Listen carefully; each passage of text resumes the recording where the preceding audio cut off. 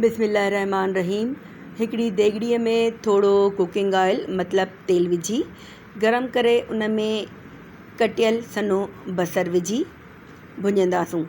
जॾहिं बसर हल्को गुलाबी थी वञे पोइ उन में शामिलु कंदासूं असां 2 ॻड़ियूं थूम जूं ऐं कीमो थियल गोश्त यानी कीमो गोश्त जो।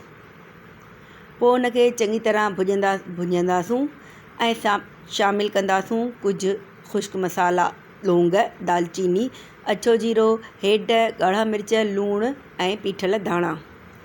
इहे सभु मसाला कीमे में विझी चङी तरह असां कीमे खे मसालनि सां गॾु भुञंदासूं। पोइ हिन में शामिलु कंदासूं थोरो पाणी ऐं ढके कीमे खे ॻरण लाइ छॾे ॾींदासूं। जॾहिं कीमे जो पाणी ख़ुश्क थी वञे ऐं कीमो ॻरी वञे त हे मूं टमाटो फ्रीज़ करे रखियो आहे जेको कुटे चङी तरह ऐं मिर्च हिन में शामिलु कंदमि यानी टमाटो ऐं मिर्च शामिलु कंदासूं, सावा मिर्च। पोइ उन्हनि खे भुञी कीमे सां पोइ शामिलु कंदासूं असां कटियल धोतल साफ़ु थियल बीह। कीमे, बीह, टमाटनि ऐं सभिनी मसालनि खे चङी तरह असां भुञंदासूं।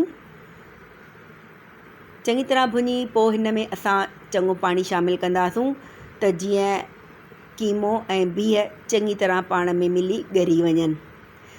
जॾहिं कीमो ऐं बीह चङी तरह ॻरी वञनि ऐं थोरो तेल छॾनि, मथे भाॼी तेल ते अची वञे त असां मथां चुटकी गरम मसाले जी विझी मिलाए लाहींदासूं। तयारु आहिनि असांजा मज़ेदार कीमो बीह, तमामु लज़ीज़ ऐं बहितरीनु भाॼी।